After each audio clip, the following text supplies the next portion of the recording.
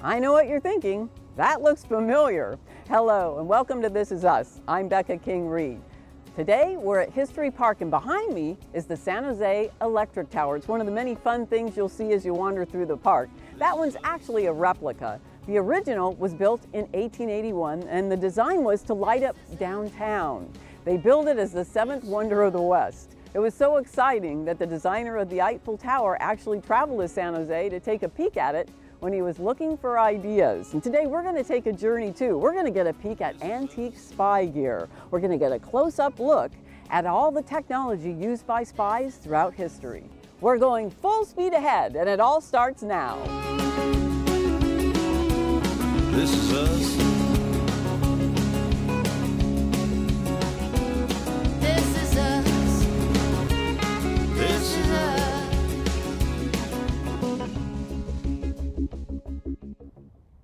Welcome back. Joining me now is Ralph Simpson, cipher enthusiast and volunteer here at History San Jose, and you have brought us a very significant collection of audio surveillance tools. Tell us a little bit about this. Well, all of this came from a gentleman by the name of Leo Jones.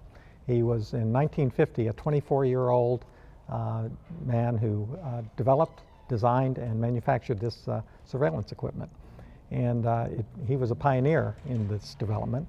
And it turns out that many of the companies that later developed this equipment were referred to as Fargos, because that was considered the industry standard. So that was the name of his company, and it just became sort of like the Kleenex of... The Kleenex of surveillance equipment, yes.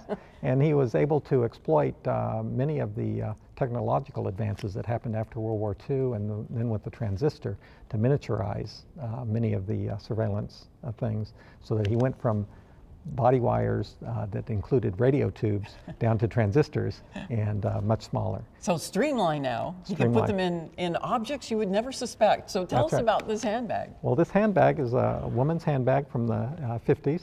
And as you can see right here, there's a small hole. Oh, yes. And that hole has behind it a microphone.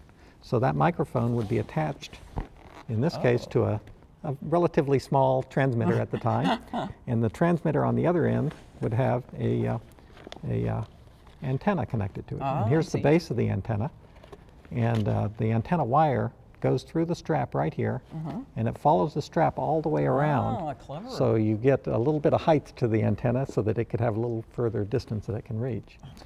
That's quite impressive. So someone from a distance can record the conversation. That's right, and here's some examples of some receivers that he developed. Here's the headset. There's some additional small microphones that could be hidden in a room. Oh, amazing. And at the right time, some of the conversation can be recorded. Now, speaking of the conversation, he was actually the subject of a movie by that name. That's right. Francis Ford Coppola wrote, directed, and produced the movie, which in 1974 won the Cannes Film Festival Award. And it was starring Gene Hackman in the role of Leo Jones. And Leo Jones also happened to be the technical advisor for the film. Oh my gosh. Now he was not only the star of movies, he also developed or participated in the development of the federal wiretap law. That's right. He was strongly opposed to having criminals have access to this type of equipment. So he helped through congressional committees and so forth to limit the ability for anyone to buy this equipment and for federal law enforcement to use it in illegal ways also. So it was definitely through his instigation that the federal wiretap laws were passed. Great deal of respect for the power of the technology. Yes, very much so. Well, thanks for sharing that with us today. Yes, thank you. Welcome back. I'm with Ralph Simpson, and we're going to talk about cipher machines. And you've brought with you one of the most famous of them all. Tell us about the Enigma machine. Well, this was invented by the Germans, so this was used in World War II by the German armies. This particular machine is a type of cipher that's considered electromechanical.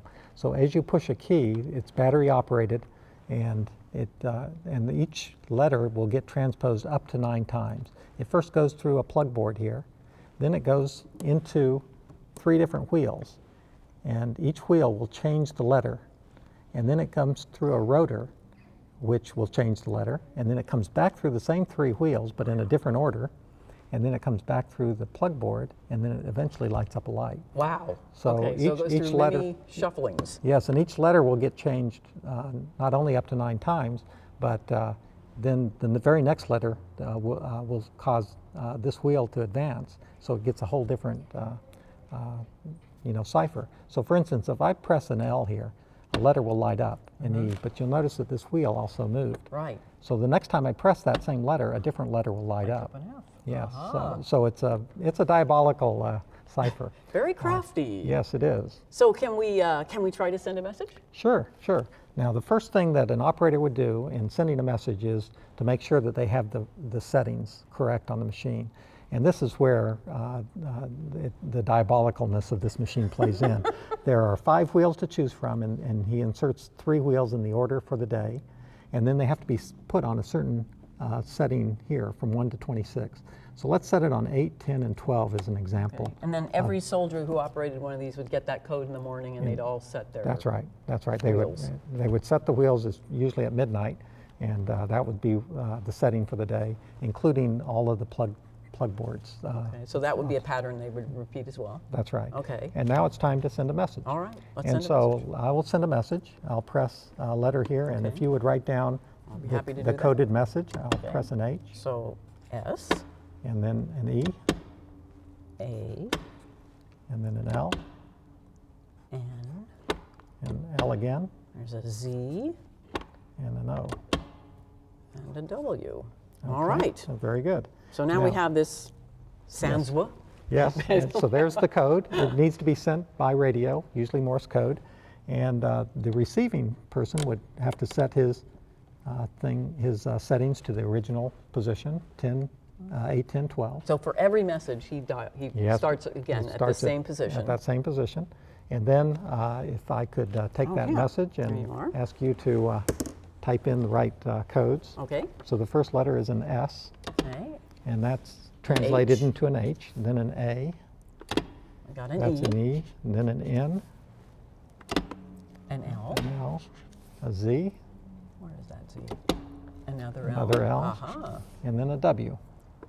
Oh. Oh, so there was the original there's our message. There's the message. So And you can encode or decode with the same machine. same machine, same settings. And, Amazing. yes, and part of the fascination, I think, behind this machine is that it is very difficult to crack. If you had 100,000 operators trying to brute force an attack on this machine, and they could change these settings once a second for 24 hours a day, it would take twice the age of the universe to break this code. But yet the Polish, British, and Americans did by using very subtle and interesting developments, including the beginnings of computing.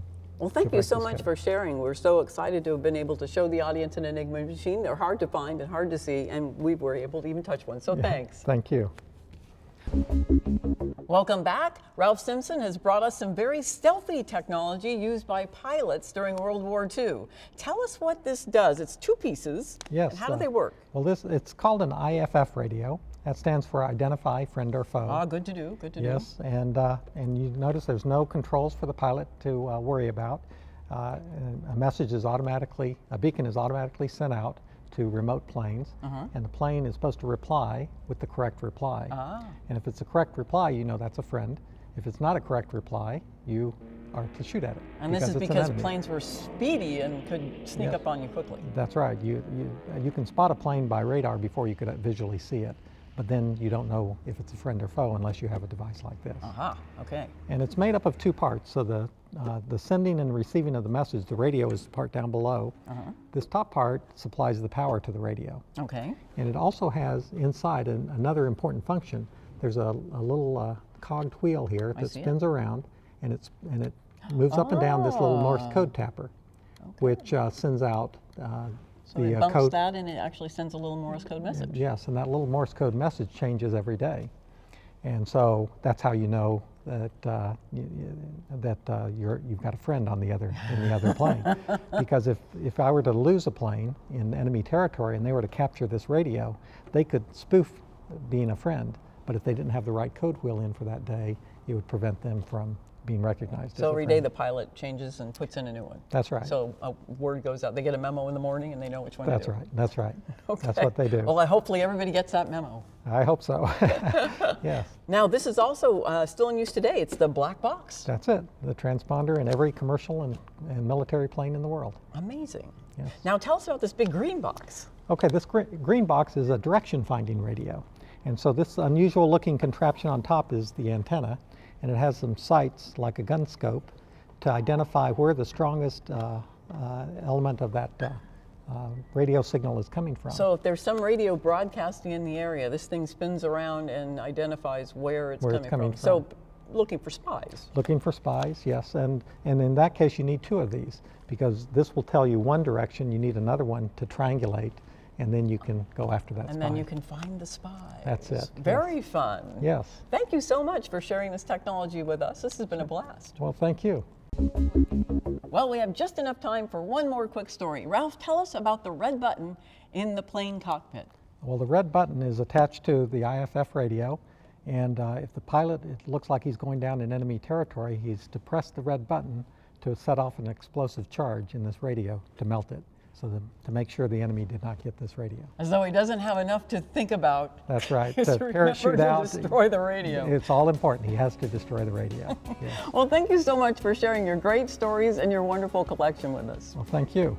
For everyone at This Is Us, I'm Becca King Reed saying so long. This is us.